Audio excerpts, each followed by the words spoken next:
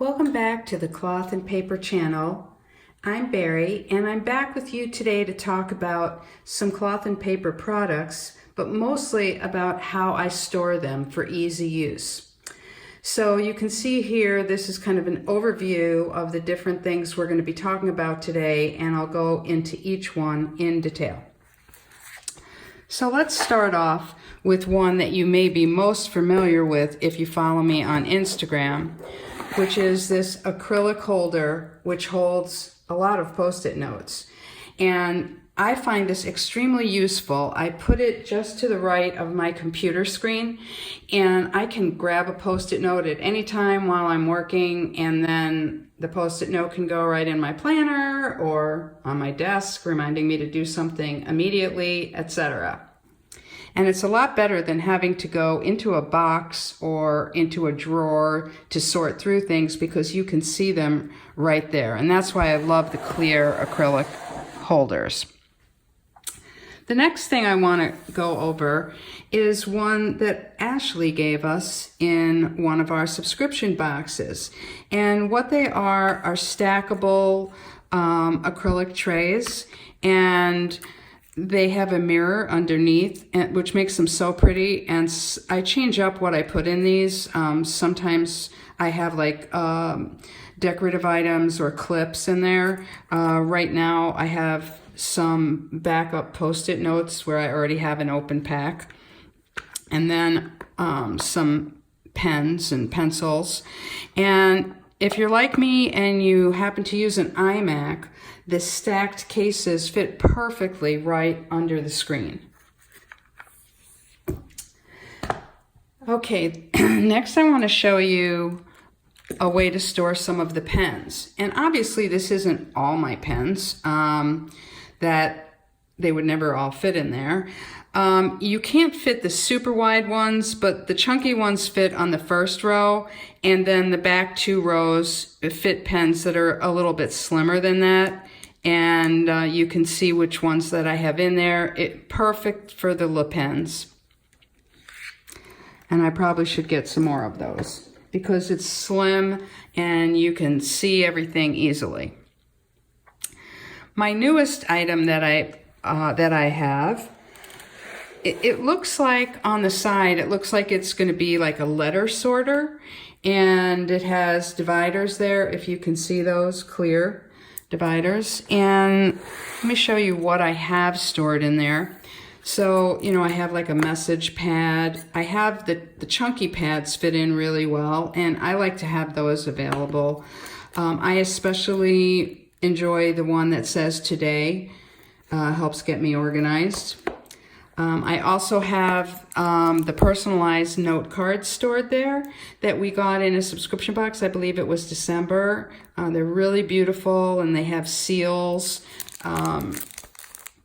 that you can use on the envelope, and I have been hoarding them. We'll be using them soon.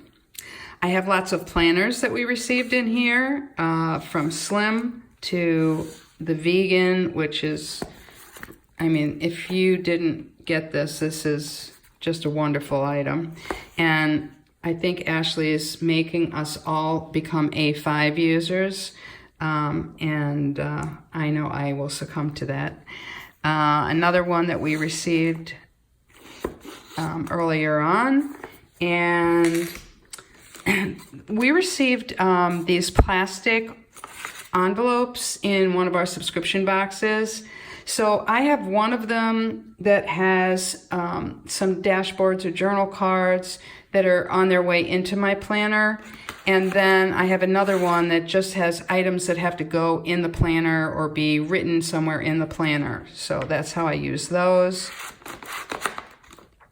And I'm not sure I mentioned the spiral planner. But the other cool thing is that the Penspiration Box isn't really a box, and you know this if you get it, you get them in a plastic bag, and those plastic bags or envelopes fit perfectly in the slots. So sometimes I like to keep mine organized until I have had a chance to do the pen test and, you know, list what I have from each box. So that's that. Now, how do I store my inserts? I love the Michaels project boxes, and they are very hard to find. You can order them online, and you just have to kind of look in the store and hope they have one or two.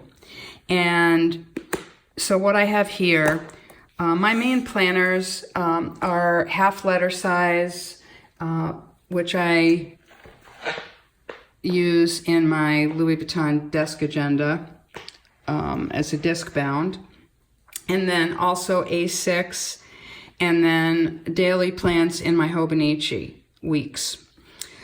So what I store here are, like on the left hand side, I've got all of the half letter size inserts, and I use all the inserts. Wish lists, monthly expenses. The one I use the most are the dot grid because I can customize them as I want. But I use basically capsule, wish list, I mean everything that's there. Same thing in A6.